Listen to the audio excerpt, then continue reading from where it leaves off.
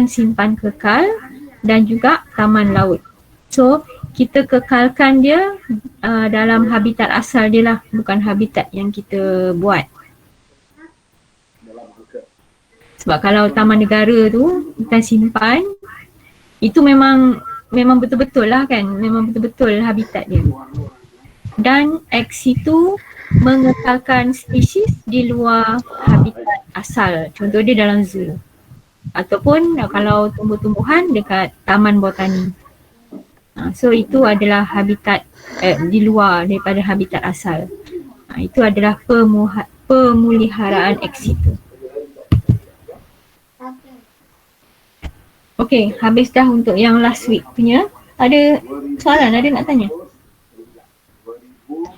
Tak ada. Tak ada. Belum tak ada. Okay, kemudian pengelasan organisma.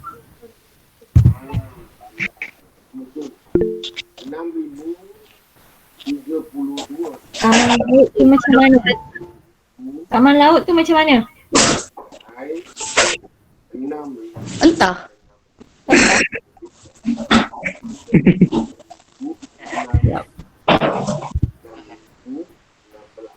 Taman laut. Taman laut tu apa? Laut yang asal lah. Macam taman negara. Taman negara, hutan simpan kekal itu untuk fauna, itu untuk tumbuh-tumbuhan. Tapi taman laut tu untuk hidupan-hidupan yang hidup di laut. Dan asal tempat, memang tempat asal dia lah dipelihara. Supaya tak ada orang masuk ke situ untuk nak ambil apa-apa daripada situ, macam tu. Tapi Macam bukan taman ada je. Ha? Bukan ada je ke orang yang pergi masuk situ pergi tangkap ikan. Dia mungkin boleh masuk situ tapi dia tak boleh nak buat apa-apa kat situ. Dia cuma boleh tengok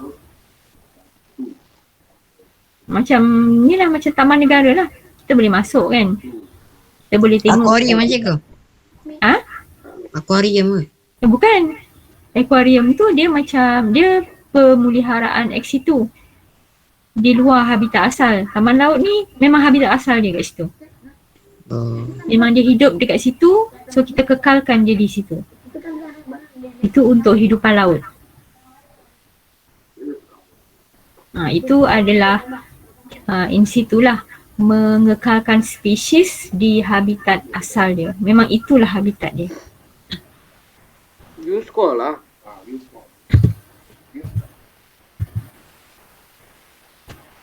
Okey, pengelasan organisma. Okey, biodiversity tu adalah kepelbagaian organisma.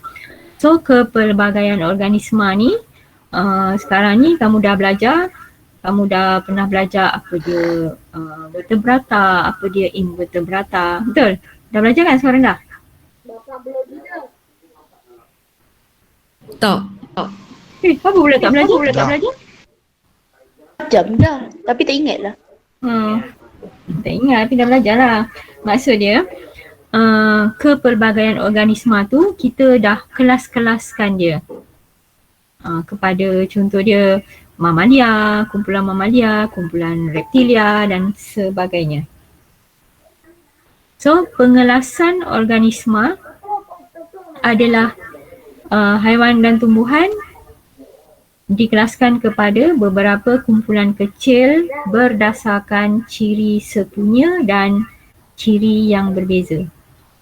Sebab setiap organisma ni dia ada ciri-ciri yang berbeza. Ada ciri-ciri yang berbeza dan ada ciri-ciri yang sama.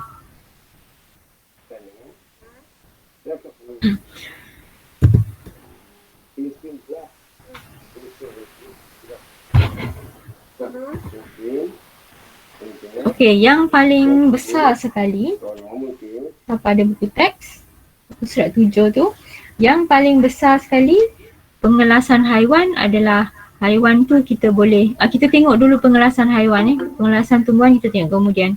Pengelasan haiwan boleh dikelaskan kepada invertebrata dan juga vertebrata. Siapa ingat lagi invertebrata tu apa? Haiwan yang apa? Tidak bertulang belakang. Haiwan yang tak ada tulang belakang. Ya, bagus. Ingat lagi ha. Okey, invertebrata ialah haiwan yang tidak bertulang belakang. Dan vertebrata Ada tulang belakang. Tulang belakang. ada Tulang belakang. Apa contoh yang ada tulang belakang? Kucing. Manusia. Kucing, manusia. Manusia binatang ke? Tak. Manusia bukan binatang. Okey, invertebrata. Contoh Siput. invertebrata satu. Cipor. Obo-obo. Siput, Ikan. bobo. Cacing.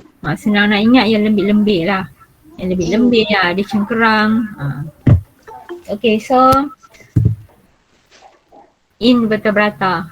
Ni kita masuk kepada invertebrata. Invertebrata ialah haiwan yang tidak bertulang belakang. Invertebrata ni kita boleh bahagikan kepada dua. Tanpa kaki dan juga ada kaki, berkaki. Tanpa kaki, ada yang invertebrata tu ada segmen dan juga ada yang badan dia tak ada segmen.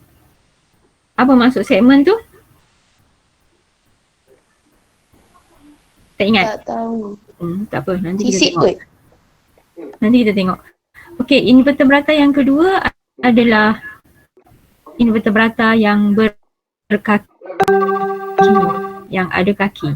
Okey, yang ada kaki tu mungkin dia ada 3 pasang kaki, 2 pasang kaki ataupun lebih daripada 3 pasang kaki. Maknanya kaki dia banyak. Okey, ni apa ni? Pakai. Nama dia. Udah gonggok. Ulat. Ulat gonggok. Cacing pula gonggok. Ulat gonggok. Apa yang tak kenal, ni dia fokus besar sangat ni. Ulat gonggok. So ulat gonggok ni kamu tengok tak badan dia tu kan ada bersenggat. Itulah maksud dia badan bersegmen. Ulat gonggok buat umpan. Buat apa? Buat umpan. Umpan apa? Oh, Dekat ikan. umpan. Ikan? Ya ke? Bukan umpan ikan Dia tu. kan umpan. Apa benda kau Syamil? Okey, kamu tengok gonggok ni. Gonggok ni badan dia bersegmen. Badan bersegmen merupakan pembahagian badan haiwan kepada beberapa segmen. So badan gonggok ni ada banyak segmen. Kalau kamu tengok. Yang mana yang murid perempuan mana tak dengar suara pun, tak ada tak yang geli tengok gonggok ni. Saya pun dah geli tengok sebab besar. Saya. Saya tak geli. Tak geli sangat.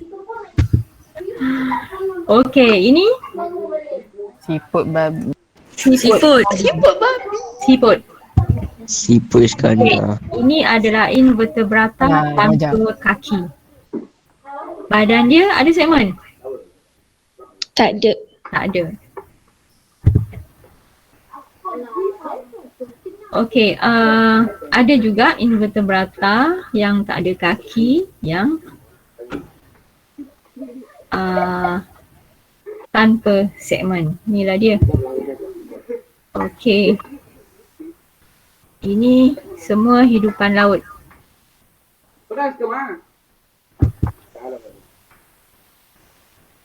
Invertebrata tanpa kaki. Siapa yang geli tengok ni? Ini barulah umpan ikan. Rasa macam nak makan je. Ya, sabar je lah. Muslim kau ikan dia. Okey, yang ini badan dia ada segmen. Ini apa ni? Cacing tanah. Cacing. Cacing pita. Bukanlah. Cacing tanah. Sorry, cacing tanah, cacing tanah. Tanah, cacing tanah. Cacing pita tu duduk kat dalam perut kita. Okey, badan dia bersegmen. Okey, so setengah badan invertebrata tanpa kaki dia ada segmen. Okey, ini apa? Lintah. Entah. Oh. Tadi saya tengok dia tak besar sebab saya tak full screen. Ini dah nampak besar sangat dah. Okey, yang sebelah kiri tu adalah lintah. Lintah yang kenyang tu rasanya. Dan sebelah kanan tu gambar apa? Cacing pita. Cacing pita. Cacing pita. Cacing pita ni memang banyak mulut macam tu kucing. Yalah tu. Tengok tu dia dalam perut tu. Wish. Demogorgon. Tiba. Ini adalah invertebrata yang ada kaki. Okey, yang atas tu apa tu? Gambar kecil tu. Kalajengking. Kalajengking. Ada tak yang pernah kena sengat kalajengking? Bukan mati ke kalau sangat? Bukan mati ke cikgu? Mati. Ha? Mati masa ICU. Kakak saya pernah kena. Ya. Sekarang ni kita jarang dah nampak kalajengking ni. Biasa dekat kampung, dekat Sawah. kelapa sawit, kelapa sawit. Dekat ladang kelapa sawit biasa dia ada. Warna hitam dan kita pun tak perasan. Okey, selain daripada kalajengking tu, rama-rama pun invertebrata yang berkaki. So ciri-ciri invertebrata berkaki adalah mempunyai badan bersegmen. Jadi kalau invertebrata berkaki tu dia mesti mempunyai badan yang bersegmen, mempunyai kulit keras. Kulit keras tu kita panggil rangka luar. Okey, ini invertebrata yang ada 3 pasang kaki. Okey, comel je semut tu kan? Comel juga lipas tu. Amir. Comel juga Ada yang nak melompat tengok lipas tu? Lipas terbang je lah. Ada. Ya. Okey, kemudian cantik rama-rama tu kan?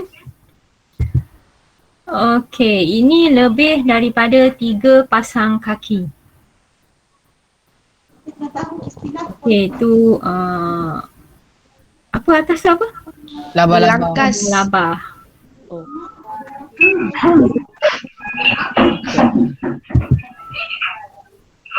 Okey, tadi tu invertebrata. Invertebrata iaitu haiwan yang tidak ada tulang belakang. Kemudian kumpulan haiwan yang kedua ialah vertebrata, iaitu haiwan yang mempunyai tulang belakang. Dan vertebrata ni dia ada 5 kelas, 5 kumpulan 5 kelas, iaitu ikan, amfibia, reptilia, burung dan mamalia.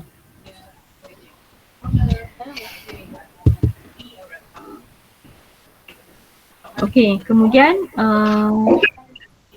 Poikiloderma. Poikiloderma ni adalah istilah lah yang kita guna untuk merujuk kepada haiwan vertebrata. Poikiloderma tu maksud dia organisma yang mempunyai suhu badan yang berubah-ubah mengikut suhu persekitaran. Ataupun senang kita nak sebut Poikiloderma ni adalah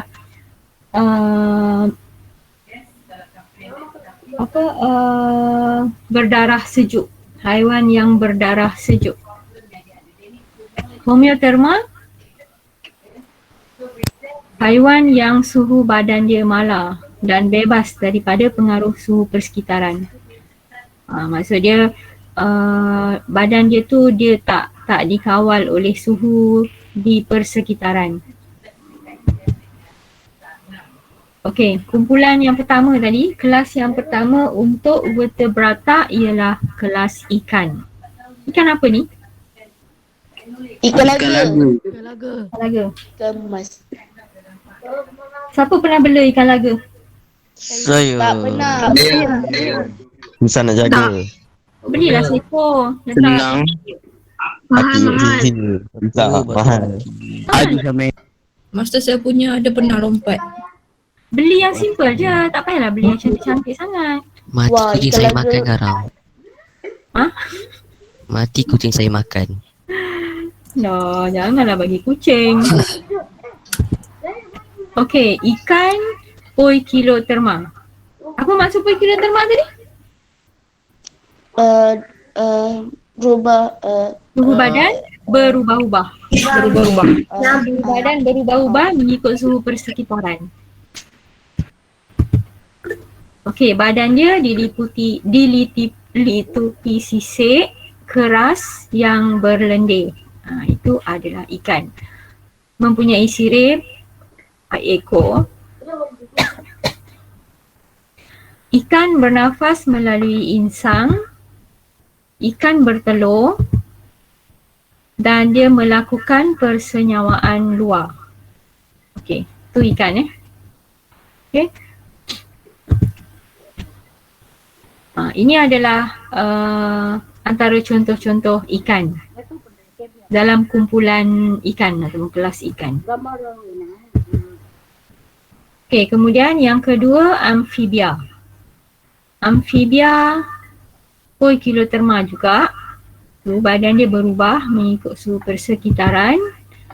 Hidup, dia ada dua habitat Dia boleh hidup dalam dua habitat, sama ada di darat ataupun dalam air. Okey, badan dilitupi kulit yang lembap. Anak amfibia bernafas melalui insang dan bila dewasa dia bernafas guna paru-paru ataupun kulit dia yang lembap. Cikgu, Ha. katak kan dia bertelur, lepas tu jadi berudu. Berudu tu ada isam. Bila besar tu tak ada isam dah. Mana pergi?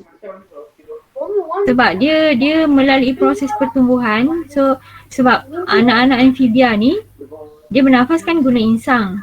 Sebab itulah masa dia jadi berudu tu dia bernafas melalui insang. Sebab masa tu dia punya paru-paru ataupun kulit dia tak develop lagi kan. Lepas tu bila dia proses pertumbuhan untuk badan dia, lama-lama insang tu tak ada dan dia akan tumbuh paru-paru pula. So dia gunakan paru-paru lah untuk dia bernafas. Okey, amfibia menghasilkan telur yang berlendir dan tidak bercengkerang. Kalau telur yang bercengkerang tu, cengkerang tu dia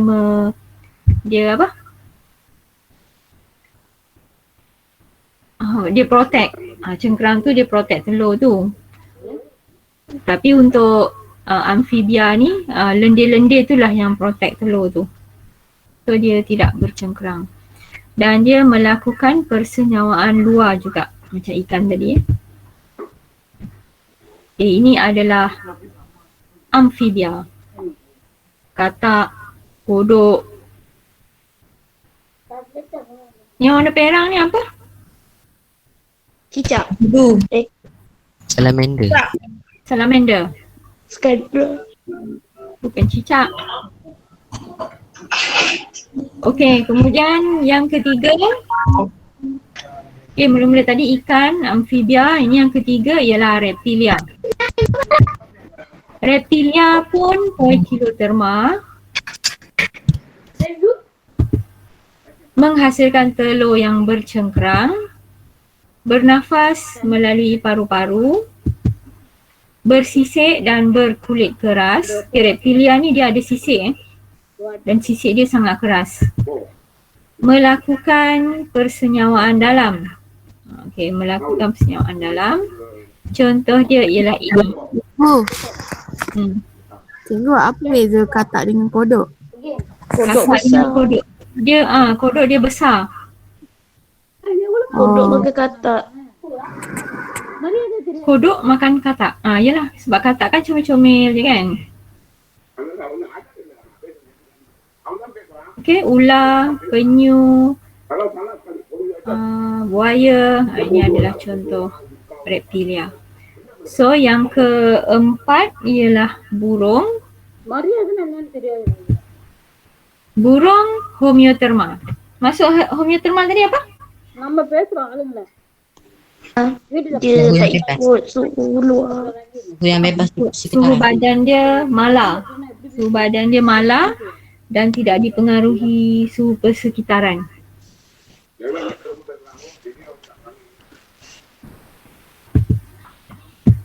Okey, badan dilitupi bulu pelepah.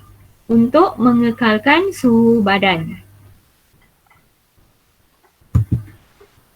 Bernafas melalui paru-paru. Mempunyai sayap atau kepak dan membantu sesetengah burung untuk terbang. Sebenarnya semua burung boleh terbang walaupun dia sekejap. Macam ayam kan? Ayam boleh terbang? Tak. Tak boleh. Dia boleh lompat. Boleh lah sekejap. Boleh lompat. Burung tu tak boleh kan? Cukuplah untuk dia melompat sekejap. Okey, mempunyai sepasang kaki yang bersisik. Kaki dia bersisik. Melakukan persenyawaan dalam. Menghasilkan telur yang bercengkerang keras. Okey, ini adalah contoh-contoh burung. Siapa suka tengok burung hantu? Saya. Saya. Suka tengok sebab dia comel. Tak pernah nampak. Tak pernah nampak tak? Nampak dalam gambar je lah. Keluar dalam zoo. Dalam zoo. Dalam zoo. Sebab dia memang comel.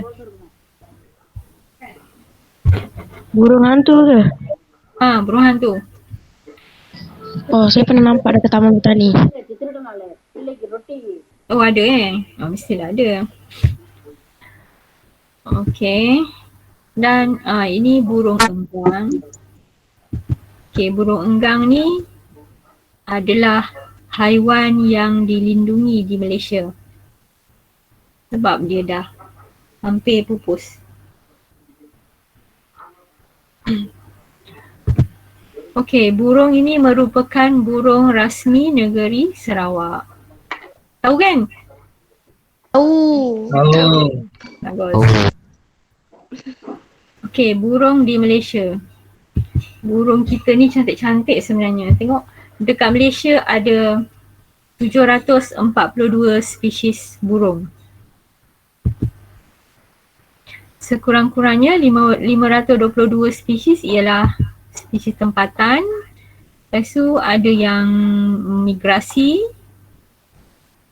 dan 52 spesies tempatan dengan ciri bermigrasi. Sebab bila yang datang tu mungkin dia mengawan dengan burung kita, tu anak-anak dia ada spesies tempatan dengan ciri bermigrasi. Okey, kumpulan yang terakhir ialah mamalia. Ni comel tak? Comel sangat. Comel yang tersangat sangat. Comel tu. Tapi kalau dia nak makan kita tu tak comel. Okey, mamalia homeotherma. So, kelas apa tadi yang homeotherma? Selain daripada mamalia? Burung. Ada 2 je kelas homeotherma. Yang 3 lagi kelas ialah poikilotherma.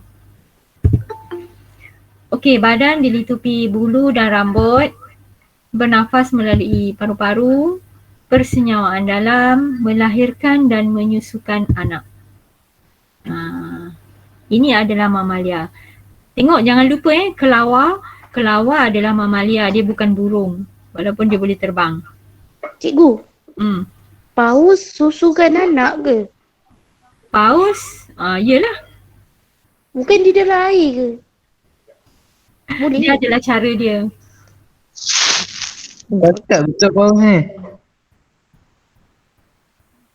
So, okey. Ada soalan untuk pengelasan haiwan tadi? Tak ada. Tak ada.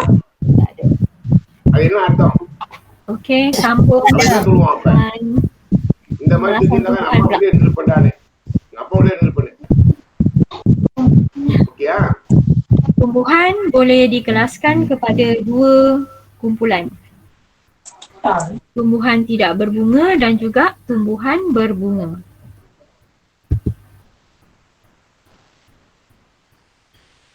Okey, tumbuhan tanpa vaskula adalah tumbuhan yang ringkas dan kecil dan tak ada sistem vaskula. Sistem vaskula tu apa? Yang ada batang tu ya. Okey, tumbuhan vaskular mempunyai sistem vaskular yang mengangkut air dan makanan ke seluruh tubuh. So dia ada akar, dia ada batang untuk mengangkut air dan makanan ke seluruh bahagian tumbuhan. Tumbuhan ni ada akar, ada batang dan daun yang nyata. Okey, tumbuhan tidak berbunga. Tumbuhan tak berbunga tu maksud dia tak ada bunga lah kan.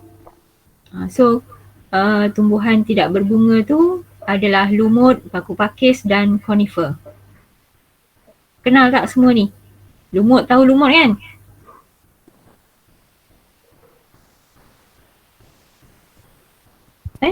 Tak ada orang? Tahu. Okey, Tahu. paku pakis dan conifer. Okey, lumut membiak menghasilkan dengan spora. Lumut dan dia bukan vaskular. Ini adalah paku pakis. Kalau siapa yang ada kampung, balik kampung, pergi kat belakang rumah ataupun tepi parit, kalau ada lagi parit, dia mesti ada paku pakis. Membiak dengan spora juga, vaskular. Okey, ini adalah conifer. Conifer ni pernah tengok? Pernah. Pernah. Biasa kadang dekat jalan-jalan besar pun ada pokok-pokok conifer ni. Dia membiak dengan menghasilkan kon. Kamu tengok kon dia tu. Dia vaskular. Okey, tumbuhan berbunga. Cantik bunga ros ni. Okey, tumbuhan berbunga menghasilkan bunga yang akan menjadi buah dan mempunyai biji. Sebab biasa tumbuhan berbunga dia akan membiak melalui biji benih. So tumbuhan berbunga itu dia akan jadi buah dan dia akan menghasilkan biji. Setiap biji benih mempunyai cotyledon. Cotyledon itu ialah tempat menyimpan makanan untuk biji benih tu bercambah. Dan biji benih ada biji benih yang ada satu je cotyledon dan juga ada dua cotyledon. Ingat lagi tak monocotyledon, dicotyledon? Ke belum belajar lagi? Ingat. Okey, ini adalah contoh tumbuhan berbunga. Okey, ini beza monocotyledon dengan dicotyledon. Perbezaan dia bilangan cotyledon. Kalau monocotyledon ada satu je cotyledon. Kalau dicotyledon dia ada dua. Contoh dia jagung biji benih jagung. Kalau kamu makan jagung tu, kamu tengok jagung tu itu adalah biji benih dia. Sebab kalau dikeringkan kita boleh tanam. Tapi kadang-kadang kita rebus, kita makan. So kalau kamu tengok jagung tu, satu butir jagung tu, kamu boleh belah dua tak? Tak boleh kan? Kecuali kamu potong dua. Tapi kalau dicotyledon, contoh dia kacang. Kamu makan kacang tanah, kamu tengok, kamu boleh belah dua tak? Bahagi dua tak kacang tanah tu? Boleh. So itulah yang maksud dia dicotyledon, dua cotyledon. Okey, tumbuhan monocotyledon, dia ada satu cotyledon, kemudian akar dia serabut. Daun berurat selari. Daun berurat selari ni kebanyakannya daun dia panjang. Macam apa daun pokok kelapa kan. Dia panjang ataupun pokok jagung. Pernah tengok pokok jagung? Pernah. Dulu saya duduk UPM, saya tanam jagung. Okey, kemudian batang dia lembut. Contoh dia pokok padi, pokok jagung. Okey, kalau tumbuhan dicotyledon ada dua cotyledon, lepas tu dia ada akar tunjang, akar yang kuat. Daun berurat jejala. Contoh dia macam pokok mangga, pokok rambutan. Daun dia biasa lebar-lebar. Kebanyakan pokok batang berkayu.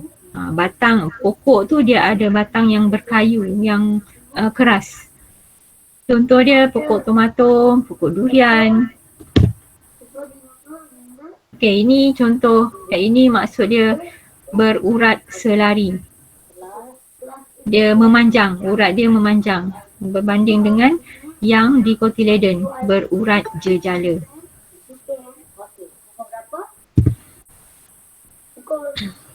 Okey, ini monocotyledon. Ada satu cotyledon. Contoh dia jagung dan juga pokok padi. Ini dicotyledon.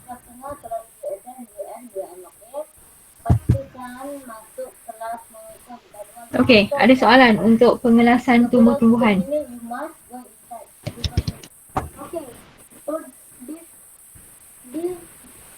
Ada soalan? Ada yang dah penat dah? Ada. Penat ke? Tak. Apa? Okay, kita take 5 boleh? Kita take 5 sebelum membina kekunci dikotomi. Boleh cikgu. Okey. Baik, boleh. Siapa yang nak minum tu boleh pergi minum. Okey. Siapa yang ada tu sekejap lagi saya. Ya, Muslim ada apa? Terus apa. Dah breakfast dah Muslim? Belum. Belum. Semua baru bangun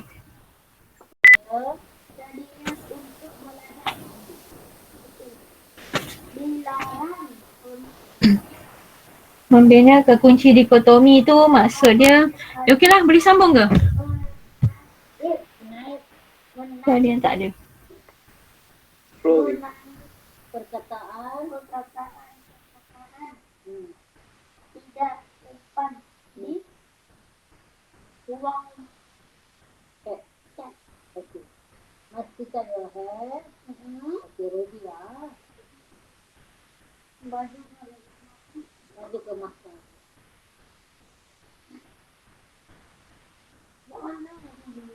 Ya, atas burung adalah orang. Cepat lah. Dah 10:30 yang tu ready kan? Nah. Lah naik pergi.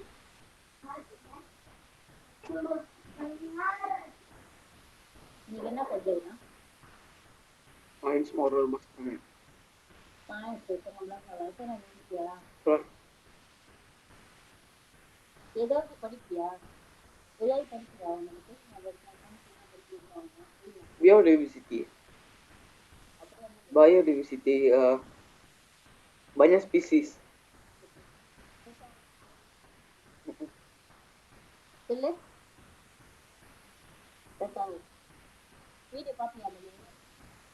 Video bapa.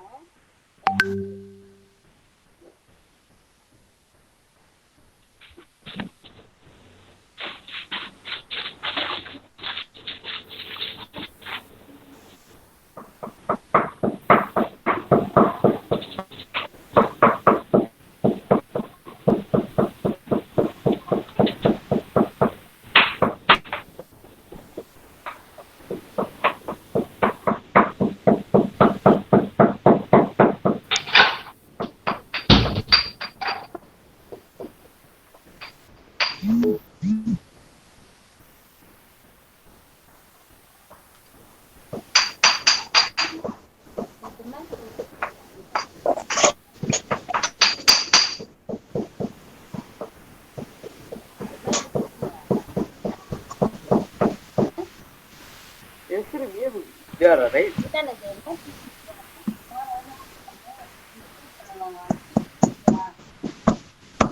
Sudah. Para.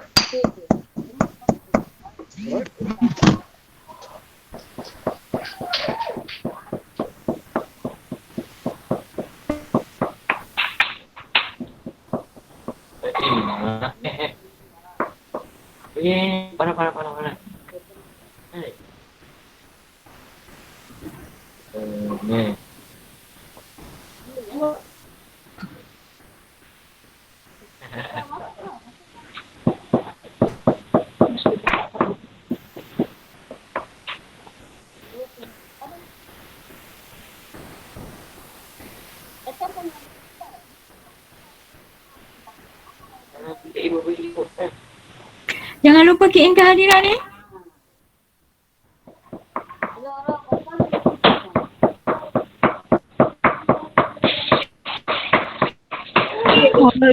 Oh, Apa yang masak tu? Ayu minyak panas.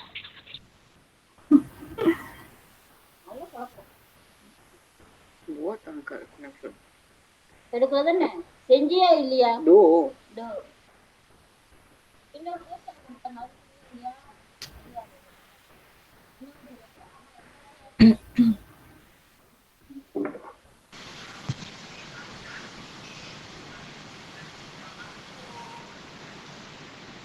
Cikgu, Ya?